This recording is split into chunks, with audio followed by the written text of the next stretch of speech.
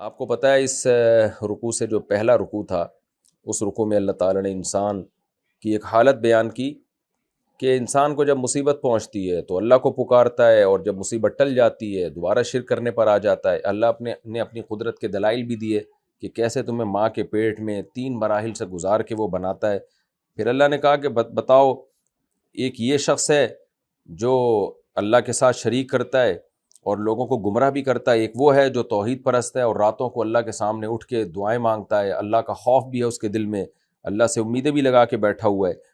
تو اب ان نیک لوگوں کا اللہ نے جب تذکرہ کیا تو اس رکوع میں اللہ تعالیٰ نے انہی نیک لوگوں سے خطاب کیا ہے کہ جو توحید کو مانتے ہیں اور اس توحید کی بیس پہ اللہ کی اطاعت کر رہے ہیں، تو اللہ نے ان کا حوصلہ اور زیادہ بڑھایا ہے۔ قُلْ يَا عِبَادِ الَّذِينَ آمَنُوا، اے نبی آپ کہہ دیجئے، اے میرے بندو جو ایمان لا چکے ہو، اتقوا ربکم، اپنے رب سے ڈرو، یعنی ڈرتے رہو۔ ڈر تو تم رہے ہو، تبھی تو ایمان لے کر آئے ہو، تو اس کو کنٹینیو رکھو، ڈرتے رہو اپنے رب سے۔ کیوں؟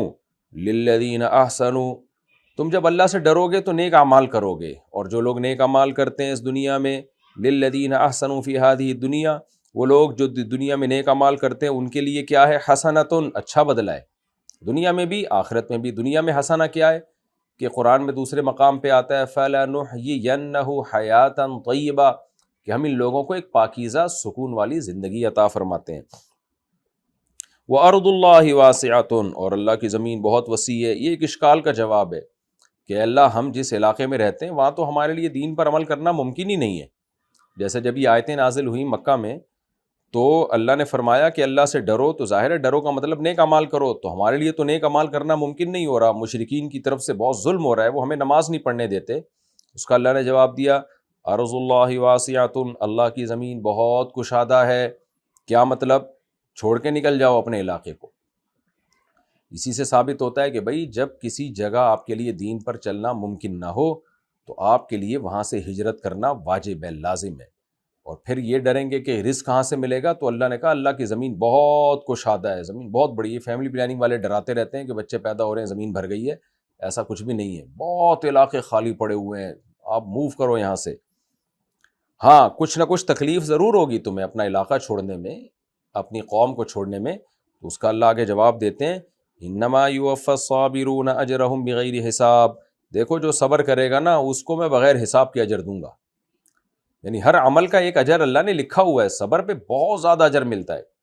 تبھی نبی صلی اللہ علیہ وسلم نے کی ایک حدیث ہے کہ آپ نے فرمایا جن لوگوں نے مصیبتوں پہ صبر کیا تو قیامت کے دن جب وہ اپنے اعمال دیکھیں گے نا، اپنی نیکیاں کا پلڑا دیکھیں گے، صبر کی وجہ سے کتنا جھک گیا ہے، تو ان کی تمنا ہوگی کہ کاش دنیا میں ہم نے کوئی خوشی نہ دیکھی ہوتی، مصیبتوں میں ہی ہم گرے ہوئے ہوتے۔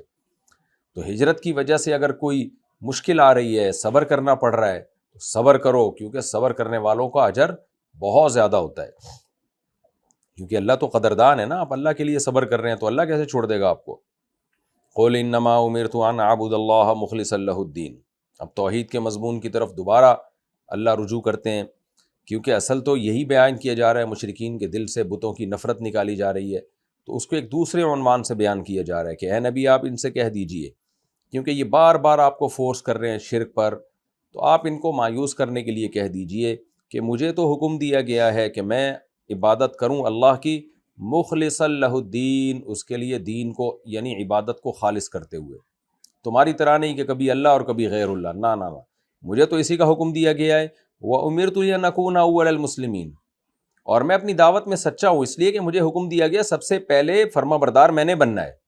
ایسی کوئی بات نہیں ہے کہ میں تمہیں حکم دوں خود عمل نہ کروں، نہ نہ نہ، سب سے پہلے جو بھی میں تمہیں آرڈر دوں گا وہ میں پہلے عمل کر کے دکھاؤں گا اس پہ۔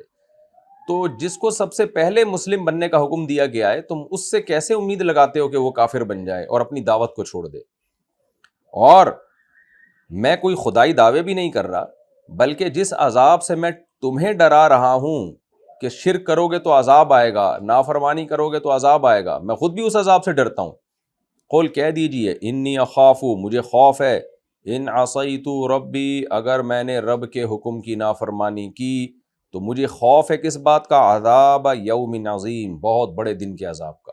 تو جیسے تم مکلف ہو اعمال کے، میں بھی مکلف ہوں، تو میری پوزیشن ہے خدا کا، اللہ کا پیغام تم تک پہنچا دینا، تو میں میسنجر ہوں، باقی مجھے بھی ڈر ہے کہ اگر میں شرک کروں گا تو میں اپنے آپ کو مستثنا نہیں کرتا.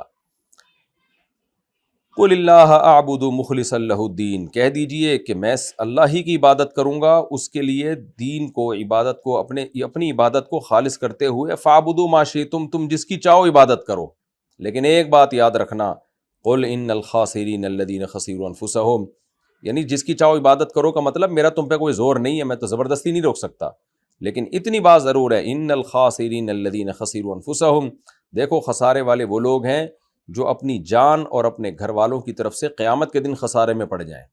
ابھی تمہیں لگ رہا ہے توحید پرست لوگ خسارے میں ہیں کہ ان کا مال چھوٹ گیا، ہجرت پہ مجبور ہو رہے ہیں، ان کے سینوں پہ گرم پتھر، ان کے سینوں پہ جو ہے گرم ریت پہ لٹا کے پتھر رکھے جا رہے ہیں. ابھی تو تمہیں یہ لگے گا کہ یہ خسارے میں ہے اور تم دولت میں ہو، عیاشی میں ہو، لیکن یاد رکھو اصل خسارے والے وہ لوگ ہیں جو قیامت کے دن اپنی جان اور اپنے خاندان دونوں کی طرف سے خسارے میں پڑے ہوں گے.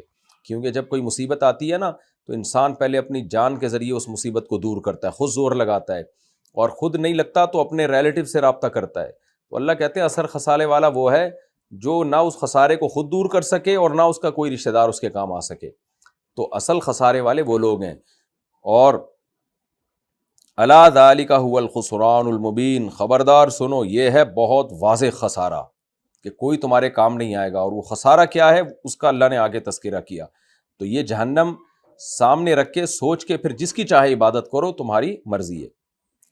لہم من فوقہم ظلل، ان خسارے والوں کے لیے یعنی ان مشرکین کے لیے، من فوقہم ان کے اوپر سے بھی، ظلل من النار آگ کے سائبان ہوں گے، ومن تحتہم ظلل اور نیچے بھی آگ کے سائبان ہوں گے. سائبان ہوتا تو اوپر ہی ہے، نیچے نہیں ہوتا، لیکن اللہ نے اس کو سائبان ہی سے تعبیر کیا کیونکہ وہ کور کر لیتا ہے، یعنی چاروں طرف سے آگ میں گھرے ہوئے ہوں گے.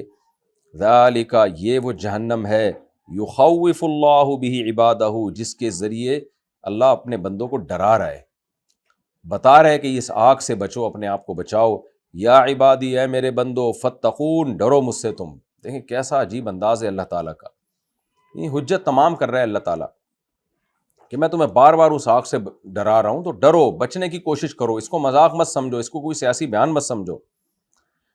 پھر اللہ نیک لوگوں کا تذکرہ کرتے ہیں، والذین اجتنبوا الطاغوت، یہ کیسے ہو سکتا ہے کہ بروں کو آگ میں ڈال دوں اور نیکوں کو اس کا اچھا بدلہ نہ دوں؟ یہ نہیں ہو سکتا. جہاں بروں کو آگ میں ڈالا جائے گا وہیں نیک لوگوں کو اچھا بدلہ بھی دیا جائے گا. وہ نیک لوگ کون ہیں؟ والذین اجتنبوا الطاغوت، یہ وہ لوگ ہیں جو طاغوت سے اجتناب کرتے ہیں. طاغوت سے اجتناب کا کیا مطلب ہے؟ اگلے جملے میں بتایا، ان یعبدوہا، یعنی اس بات سے بچتے ہیں کہ طاغوت کی عبادت کریں. طاغوت سے کیا کہتے ہیں؟ شیطان کو نا. تو شیطان کی عبادت سے بچتے ہیں. تو شیطان کی عبادت میں شیطان کی غلامی، عبادت غلامی. تو اللہ کے سوا آپ کسی کی بھی غلامی اختیار کرتے ہیں تو وہ شیطان ہی کی غلامی ہے. اس لیے علماء نے اس آیت کا مفہوم بہت وسیع بیان کیا کہ طاغوت کہتے تو شیطان کو ہیں، لیکن یہاں شیطان کی غلامی کا مطلب کیا ہے؟ شیطان کی غلامی کا مطلب جہاں اللہ کی غلامی نہیں ہے، بس شیطان ہی کی غلامی ہے. تو شریعت کے حوالے کرنا پڑے گا اپنے آپ کو فوراً مکمل. تو جو بھی شریعت کے کو دل و جان سے نہیں مانتے اور طاغوت کی عبادت کرتے ہیں تو اللہ فرماتے ہیں ہاں جو بچتے ہیں طاغوت کی عبادت سے، نیک لوگوں کا بیان ہو رہا ہے نا، اور یعنی وَأَنَابُوا إِلَى اللَّهِ، اور متوجہ ہوتے ہیں اللہ کی طرف، اپنے آپ کو مکمل اللہ کے سپرد کرتے ہیں. لَهُمُ الْبُشْرَىٰ، ان کے لیے خوشخبری ہے. فَبَشِّرْ عِبَادِ، بس آپ خوشخبری سنا دیں میرے بندوں کو، یعنی یہ والی خوشخبری. پھر ان بندوں کی مزید صفت کیا بیان کی اللہ نے؟ الذین یستمعون القول، یہ ہماری بات کو بہت دھیان سے غور سے سنتے ہیں. جو سیکولر لوگ ہیں نا، ڈھیٹ ہٹ دھرم، وہ اللہ کی دھمکیوں کو اور اللہ کی خوشخبریوں کو کوئی ویلیو نہیں دیتے، وہ اس کو ایک سیاسی بیان سمجھتے ہیں. وہ کہتے ہیں مولویوں کی بنائی ہوئی باتیں، یہ ہیں وہیں ادھر، وہ کوئی کان بھی نہیں دھرتے اس پہ. تو اپنے آپ کو برباد کرنے ہیں وہ، کہ جس خدا نے پیدا کیا آپ اس کی بات سننے کے لیے بھی تیار نہیں ہو، الٹا مذاق اڑاتے ہیں.